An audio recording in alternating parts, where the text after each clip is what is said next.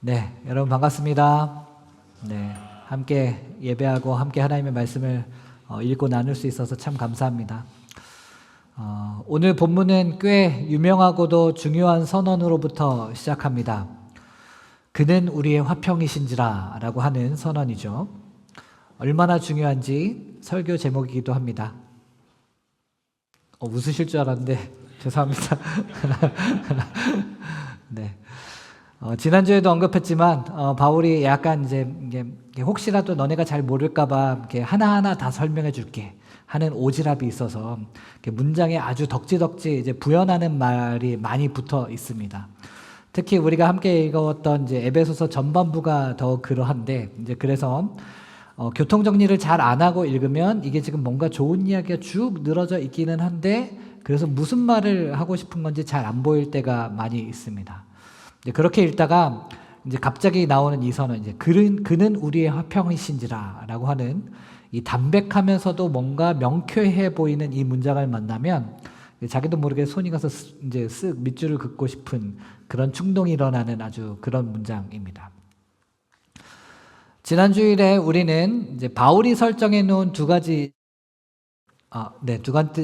시간대인 그때와 이제에 대해서 함께 이야기를 나누었습니다. 그때라고 하는 것은 유대 그리스도인인 우리와는 다른 이방인으로서의 너희, 그러니까 피상적인 차이점을 아주 크게 확대해서 야, 너희와 우리는 이렇게나 달라라고 했던 때인데 예수 그리스도의 피라는 시간선 이후부터 이제라고 하는 이때에는 그러한 피상적인 차이점과 상관없이 그리스도 예수 안에서 우리는 가까워짐을 경험한다. 그때에는 어떻게든 그때라고 하는 것은 이제 어떻게든 구별해내려고 하는 것이 삶의 양식이었다고 한다면 이제라고 할 때에는 예수 그리스도의 피로 말미암아 그리스도 안에서 가까워짐을 경험하는 것이 삶의 양식이 되었다. 이런 이야기를 나누었습니다.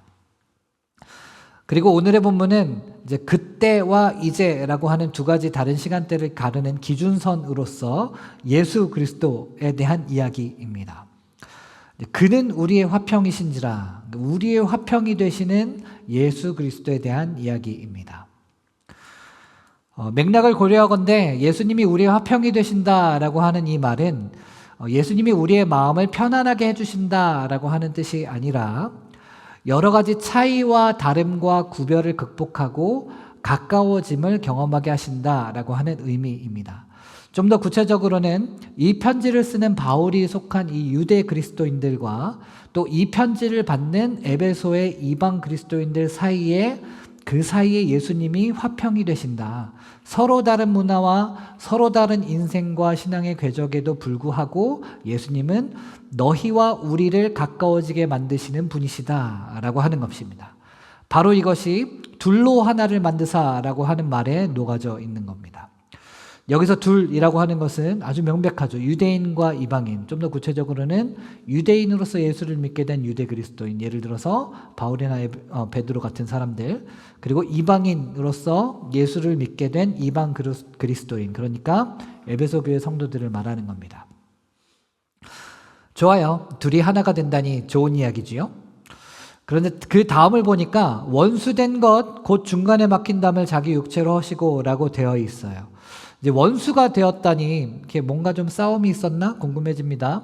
게다가 중간에 막힌 담을 자기 육체로 하셨다고 하잖아요. 예수님 뭔가 담벼락을 향해서 막 달려가서 몸을 부딪혔더니 담이 무너졌다. 이런 뜻은 아닐 거잖아요. 그렇죠? 당시 예수님의 죽음과 부활의 이야기를 자세히 전해 들은 그리스도인들은 원수된 것, 곧 중간에 막힌 담을 자기 육체로 하셨다라고 하는 이 표현을 들었을 때 한 가지 장면을 떠올렸을 겁니다. 바로 예수님이 십자가에서 숨지시는 순간 성소의 휘장이 위에서 아래로 찢어졌다라고 하는 장면이요. 잘 아시다시피 출애굽 시대의 성막이나 또 예루살렘에 건설된 이제 성전의 가장 깊숙한 곳에는 다른 곳과 구별된 장소인 성소와 지성소가 있었습니다. 이제 가장 바깥쪽 입구부터 가장 안쪽인 지성소까지 이제 거룩함의 정도가 이제 단계적으로 구분되어 있다는 것을 여러분 아실 겁니다. 성소, 거룩한 곳이라고 하는 뜻인데요. 여기에는 제사장들만 들어갈 수 있는 곳인데 그것보다 그것보다 더 안쪽에 있는 지성소, 즉 지극히 거룩한 곳, 여기에는 대제사장만, 그냥 일반 제사장은 들어갈 수 없고 대제사장 한 사람만 1년에 단 한 번 들어갈 수 있는 곳이란 말이에요. 이 지성소라고 하는 것은 하나님이 거하시는 곳으로 인식되었고 그 거룩함을 지키기 위해 혹시라도 대제사장이 그곳에 들어갔다가 죽게 되기라도 한다면 누군가 다른 사람이 시신을 수습하러 들어가기 어려우니까 대제사장이 지성소에 들어가기 전에 몸에 줄을 묶어서 들어갔다라고 해요. 그래서 그 정도로 지성소가 오염되지 않도록 철저하게 거룩하게 지켰던 건데요. 그런데 예수님이 십자가에서 숨지시는 그 순간에 성소와 지성소를 가르는 휘장, 그러니까 커튼 같은 건데 그 휘장이 위에서 아래로 찢어졌다라고 하는 거예요. 지성소가 지극히 거룩한 곳이다라고 하는 것은 거룩하지 않은 다른 장소와 구별된 장소라고 하는 뜻이거든요. 그게 얼마나 지극하게까지 거룩한지 성소, 그러니까 제사장들 외에는 아무나 들어올 수 있는 성소와도 그것과도 구별되어서 지성소라고 따로 구별되어 놓은 장소잖아요. 그리고 그 지극히 거룩한 공간을 경계짓는 것이 휘장이었는데 예수님의 죽으심으로 인해 그 휘장이 찢어졌다. 지극히 거룩한 공간과 그보다 덜 거룩한 공간, 또 거룩하지 않은 공간을 구분하는 구분막이 찢어졌다. 이것은 유대인들 입장에서는 거룩함이 오염되었네 라고 생각할 수 있겠지만 예수 그리스도의 죽음을 통해 이 세상의 구원 역사를 이루신 그 하나님의 관점에서는 거룩이 이 세상 속으로 흘러 들어갔다인 겁니다. 거룩이 세 속에 닿아서 오염되는 것이 아니라 거룩이 세상에 스며들어서 세상을 거룩하게 한다라고 하는 것입니다. 다시 14절로 돌아와서 여기서 원수된 것 곧 중간에 막힌 담이라고 하는 것은 이건 단순히 유대인과 이방인이라고 하는 그러니까 눈에 뻔히 보이는 차이점에 대한 이야기가 아닌 겁니다.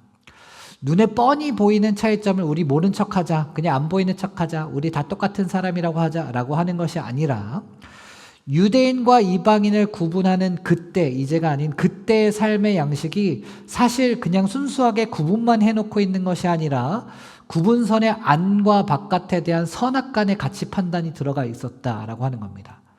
그리고 그 자체가 바로 원수된 것이라는 뜻입니다. 굳이 우리가 얼굴을 붉혀가면서 싸워야만 원수가 되는 것이 아니라 부드러운 얼굴과 온화한 미소를 띠고 있어도 나는 거룩하지만 너는 거룩하지 않아. 너와 나는 달라. 나는 정상이지만 너는 이상해. 이렇게 서로가 서 있는 자리에 우열을 구분하는 인식 구조 자체가 원수된 것이라는 것입니다. 유대인들은 하나님이 택하신 족속으로서의 자부심을 가지고 있잖아요. 그래서 거룩하기를 명령받은 사람들이라고 스스로 인식하고 있습니다. 이게 15절에 법조문으로 된 계명의 율법, 이것이 깔아놓은 전제인 건데, 근데 이렇게 거룩한 유대인들이 거룩하지 못한 이방인들로 인해 오염되게 생겼다. 그러니 이방인들 때문에 오염되지 않게 하기 위해서 유대인의 유대인됨, 유대인과 이방인 사이의 경계선을 명확하게 하자라고 하는 것이 그때의 삶의 방식, 그 그리스도 이전의 삶의 방식이었다고 하는 겁니다. 그리고 바로 이러한 가치 판단이 들어가 있는 이 차별을 예수 그리스도의 피로 말미암아 성소와 지성소에 막힌 담을 허시고 거룩이 세상 안에 흘러 들어가게 하신 것처럼 유대인과 이방인 사이의 구분선, 차별선 역시도 자기 육체로 허셨다. 그러면 이 구분선이 없어진다고 해서 유대인이 이방인들 때문에 오염이 되냐? 아니고 이 구분선을 없앰으로 인해서 우리는 모두 거룩에 노출될 수 있다. 거룩한 유대인들끼리 똘똘 뭉쳐서 거룩을 유지하는 것이 아니라 이방인과 하나가 되고 이방인과 만나게 될 때 유대인도 이방인도 모두 하나님의 거룩에 노출되게 된다. 하나님의 거룩하심이 우리 가운데 스며들게 된다. 이것이 바로 15절에서 한 세 사람에 대한 내용입니다. 예수님이 자기 육체로 원수된 것 곧 중간에 막힌 담을 허셨고 또한 법조문으로 된 계명의 율법을 폐하셨는데 이것은 이방인들에게 일방적으로 야 그래 너희도 거룩한 유대인으로서의 지위를 줄게 하는 것이 아니라 우리는 변화될 필요 없어 너만 변화되면 돼 라고 하는 것이 아니라 이방인도 새로운 존재가 되고 유대인도 새로운 존재가 된다. 게다가 새로운 이방인과 새로운 유대인이 아니라 새로운 한 사람, 즉 너희도 변화되고 우리도 변화되어서 서로 화평한 새 사람이 된다라고 하는 것입니다. 좋아요. 그러면 여기까지 얘기를 들어보니 결국은 우리 껄끄러운 사람들과 평화롭게 지내라는 얘기구나라고 하는 생각이 드실 겁니다. 물론 본문은 구체적으로 이제 유대인과 이방인 사이의 하나됨에 대해서 이야기하고 있는 것은 사실입니다. 그리고 우리 안에서 유대인과 이방인 사이에 갈라짐이 있는 것은 아니잖아요.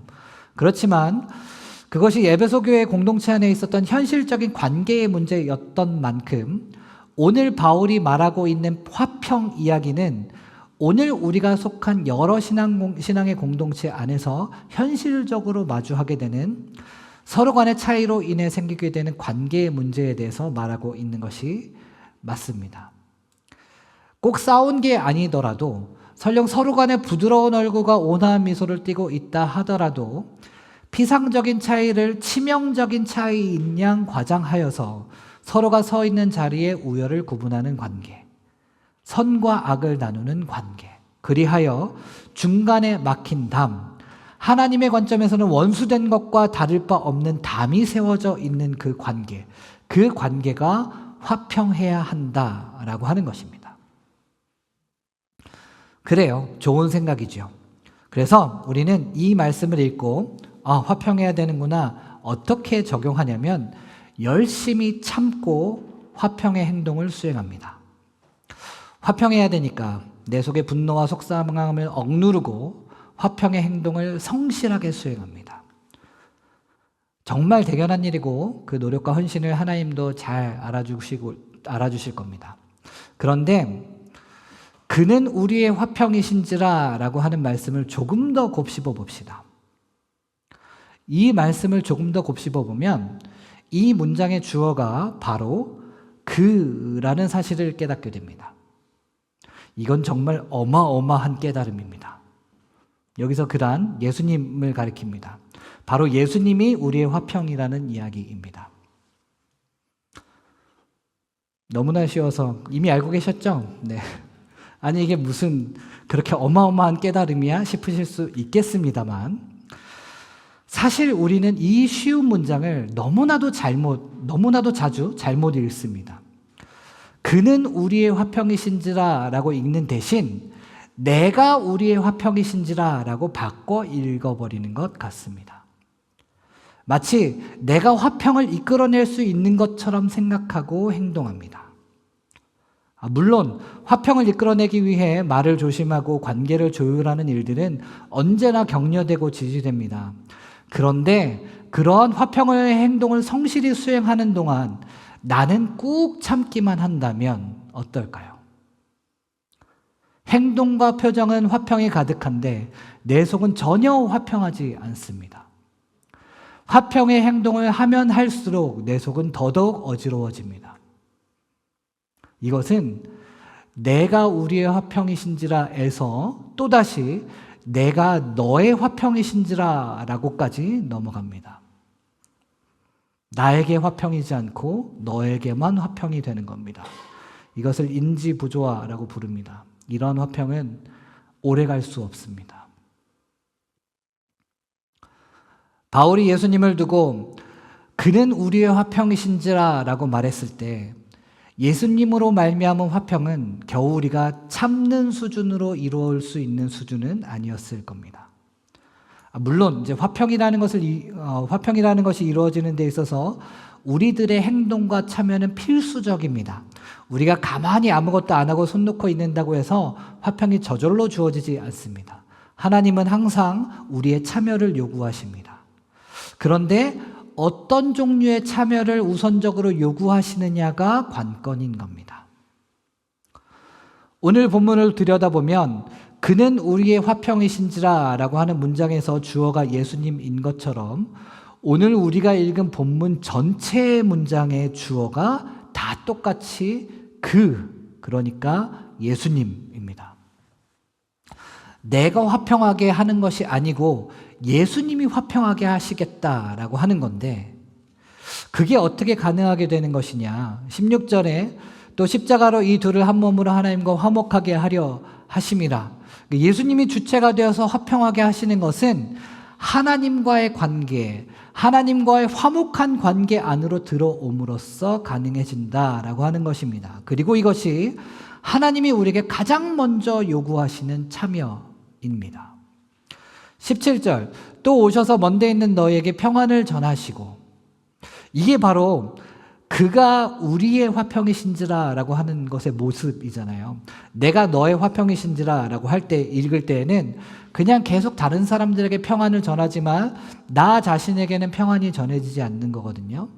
그런데 예수님이 우리의 나와 너의 화평이다 라고 할 때 그리하여 예수 그리스도로 말미암아 우리가 하나님과의 화목한 관계 안으로 들어갈 때에 그때 예수 그리스도의 평안이 우리에게도 전해지고 나에게도 전해지고 그리고 그 평안으로 상대방에게 평안을 전할 수 있게 된다라고 하는 것입니다. 그래서 내가 너를 화평하게 하는 것이 아니라 예수님이 나와 너를 화평하게 하시는 건 어떻게 이루어지는 것이냐? 18절 아버지께 나아감으로 말미암아 이루어진다라고 하는 것입니다. 그러니까 화평을 위해 우리가 노력하고 행동해야 할 부분이 있는 것 당연히 사실이지만 그것이 그냥 화평한 분위기를 이끌기 위해 단순히 참는 것으로 이루어지는 것이 아니라는 것입니다. 그보다 하나님이 우리에게 요구하시는 참여는 꾹 참고 나의 평안을 미루면서 너에게 평안을 주는 것에 있는 것이 아니라 아버지께 나아감에 있다라고 하는 것입니다. 그 아버지께 나아가면 무슨 일이 일어나냐?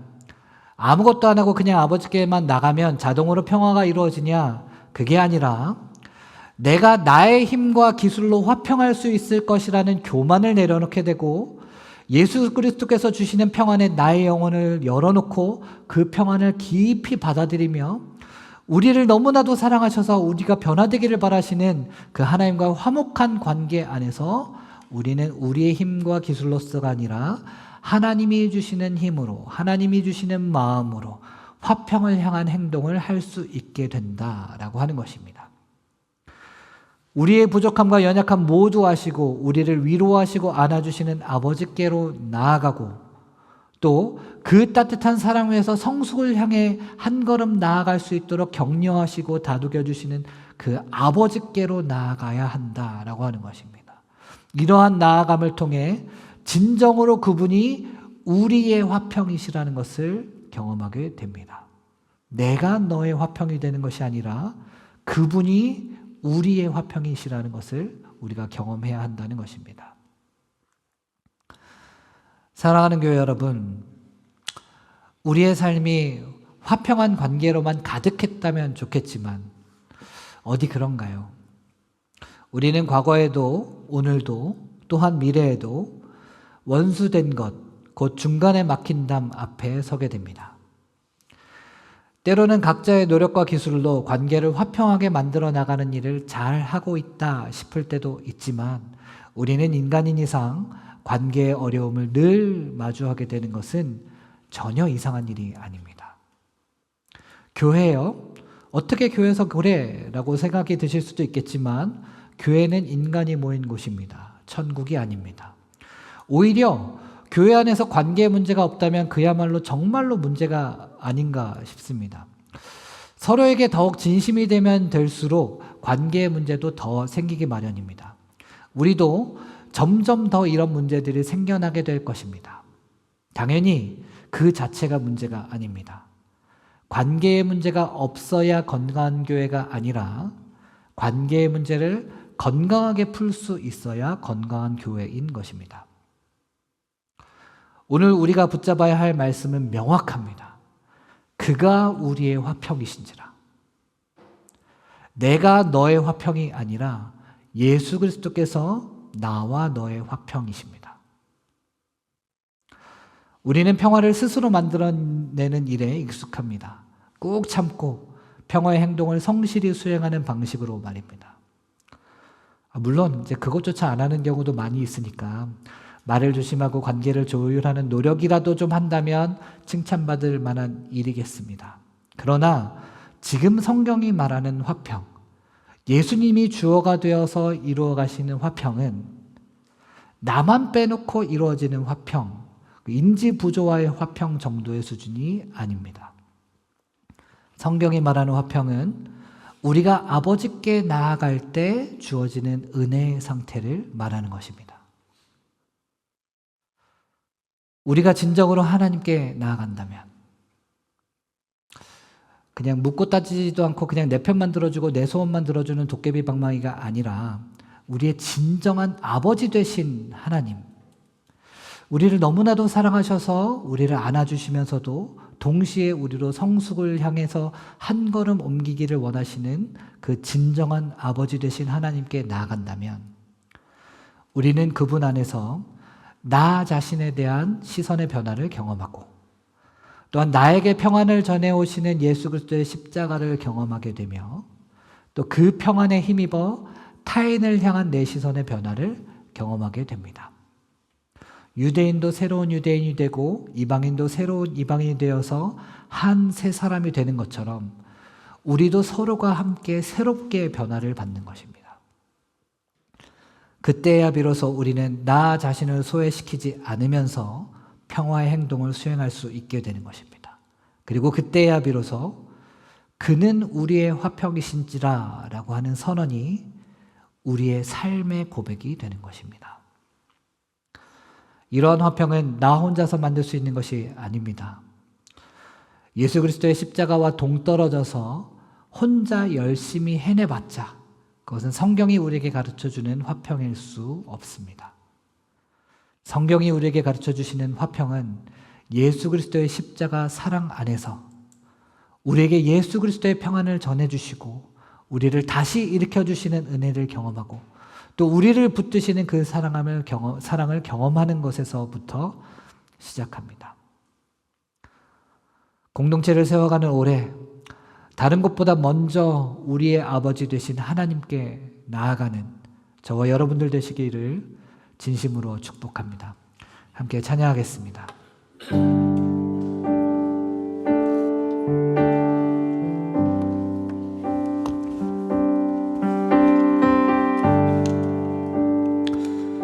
우리 함께 찬양하겠습니다. 십자가 그 사랑.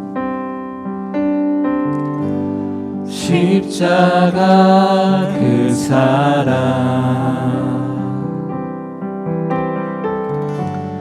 멀리 떠나서 무너진 나의 삶 속에 잊혀진 주의 돌같은 내 마음 돌같은 내 마음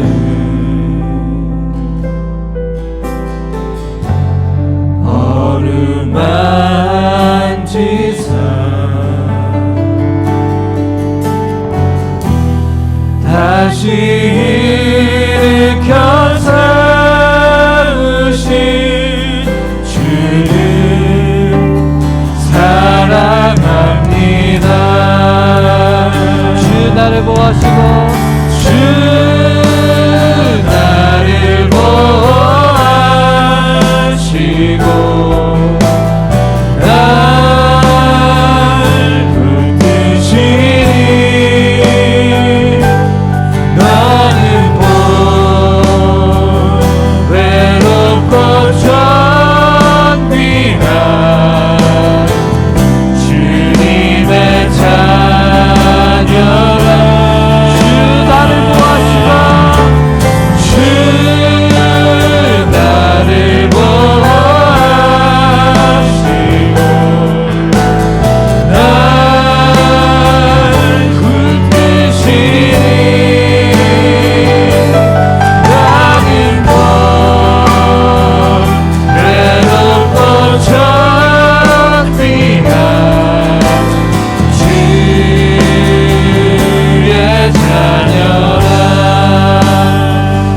다시 한번 고백합시다. 십자가 그 사랑, 십자가 그 사랑 멀리 떠나서 무너진 나의 삶 속에 잊혀진 주의 돌같은 내 마음, 돌같은 내 마음 어루만지사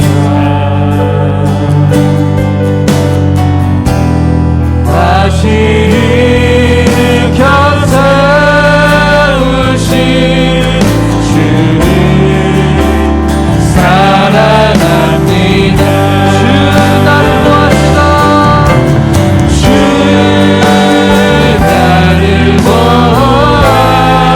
주 나를 보아주시고 날 굳으시니 나는 또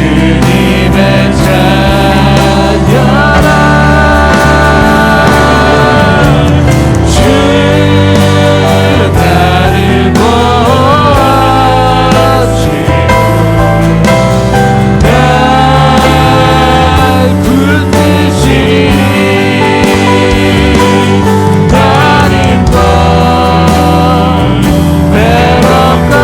주님의 자녀라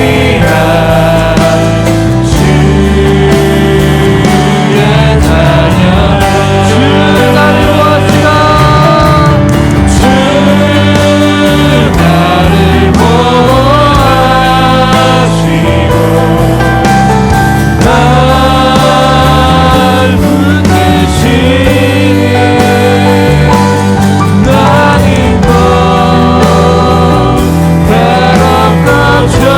나를 보아주시고 날 굳으시니 나는 또 외롭고 좁니다. 주의 자녀 주 나를 도와주시다. 주 나를 보아주시고 날 붙드시니 나는 또 외롭고 좁니다. 주님의 자녀라 주 나를 도와주시다. 주 나를 보아주시고 날 붙드시니 나는 또 외롭고 좁니다. 주의 자녀라 주 나를 보아주시고 날 붙드시니 나는 뭐 외롭고 존귀한 주님의 자녀라.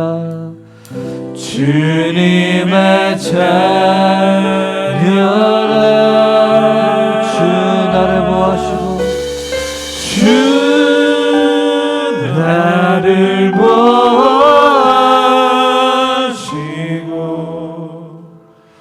날 붙드시니 나는 뭐 외롭고 존귀한 주의 자녀라.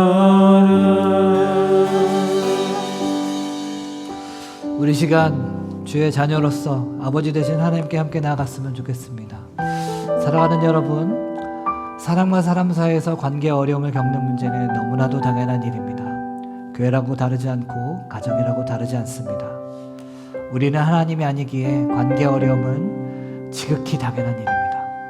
그러나 그러한 관계의 문제가 있을 때 우리가 아버지 되신 하나님께 나아가는가, 십자가 그 사랑 앞으로 나아가는 나아가는가 하는 것은 결코 당연하게 여겨지지 않고, 이것이 당연하게 여겨지지 않는 것이야말로 이것이 진정한 우리의 문제인 것 같습니다. 우리의 힘으로 화평을 만드는 것에는 한계가 있습니다. 그러니 우리는 먼저 하나님께 나아가야 합니다.